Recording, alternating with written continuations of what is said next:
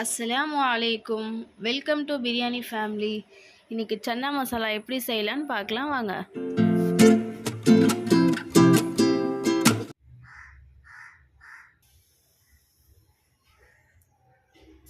பட்டை ஒரு துண்டு, லவங்கம் 2, முந்திரி 10, பிரியாணி இலை 1, அரை ஸ்பூன் சோம்பு, ஒரு 2 துண்டு தேங்காய் நான் அந்த மாதிரி கட் பண்ணி வச்சுருக்கேன். இதெல்லாம் இப்போ மிக்சியில் போட்டு நம்ம அரைச்சிக்கலாம். தேங்காய், முந்திரி 10, பிரியாணி இலை 1, அரை ஸ்பூன் சோம்பு,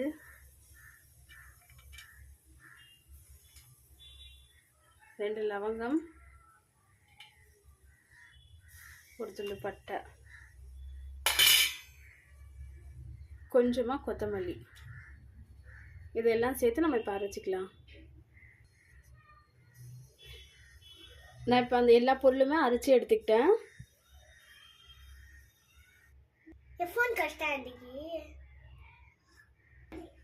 நான் இந்த மாதிரி 2 வெங்காயம் எடுத்து நல்லா பொடியாக கட் பண்ணி எடுத்துக்கிட்டேன். தக்காளியும் இந்த மாதிரி நான் பொடி பொடியாக சாப் பண்ணி எடுத்துக்கிட்டேன். நான் இன்றைக்கி இந்த சன்னா மசாலா செய்கிறதுக்கு தேங்காய் எண்ணெய் சேர்த்துக்கிறேன்.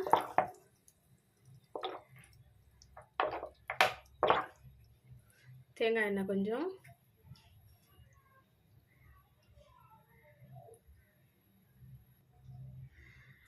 நம்ம 2 பெருக்கி வெங்காயம் கட் பண்ணி வச்சுருந்தோம் இல்லையா, அது நம்ம இப்போ இதில் சேர்த்துக்கலாம்.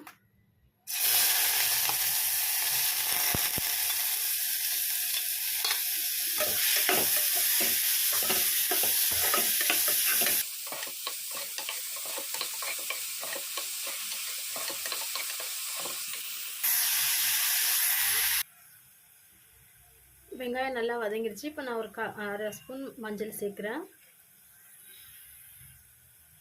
மஞ்சள் சேர்த்துட்டு இப்போ நல்லா அதை கலக்கிடுவேன்.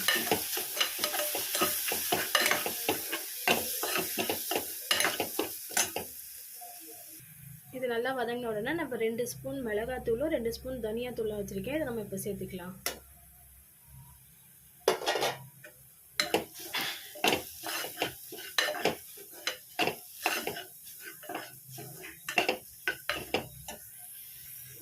இப்போ நான் 1 ஸ்பூன் இஞ்சி பூண்டு சேர்த்துக்கிறேன்.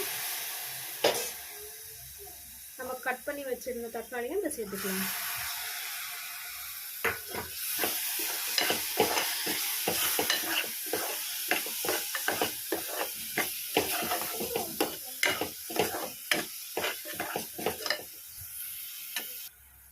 கல்லுப்பு கொஞ்சம் சேர்த்துக்கிறேன்.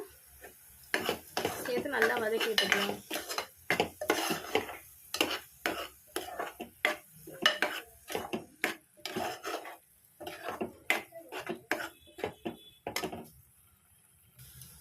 ஒரு ஸ்பூன் கரம் மசாலா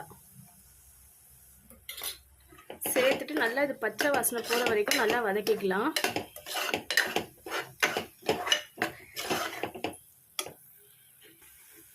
இப்போ நம்ம அரைச்சி வச்சுருந்தோம் இல்லையா, அந்த பேஸ்ட் வந்து இப்போ சேர்த்துக்கலாம்.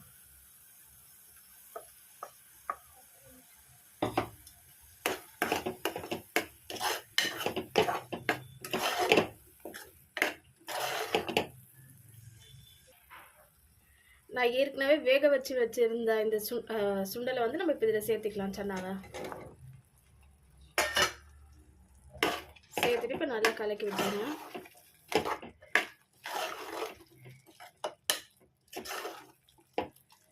இப்போ நம்ம அந்த சன்னாவை வேக வச்சிருக்கிற தண்ணியையும் இதில் சேர்த்துக்கலாம்.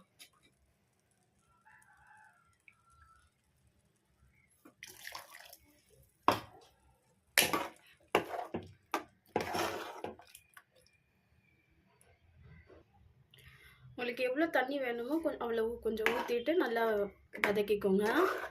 இப்போ நான் லாஸ்ட்டாக அதில் வந்து கொஞ்சம் சீரகமும் மிளகும் இதில் சேர்த்துக்கிறேன், ஒரு அரை ஸ்பூன்.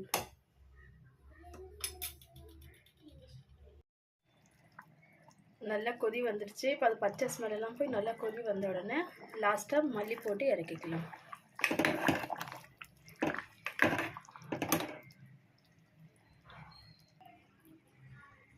அவ்வளோதான். இப்போ நம்ம சுவையான சன்னா மசாலா ரெடி ஆயிடுச்சு.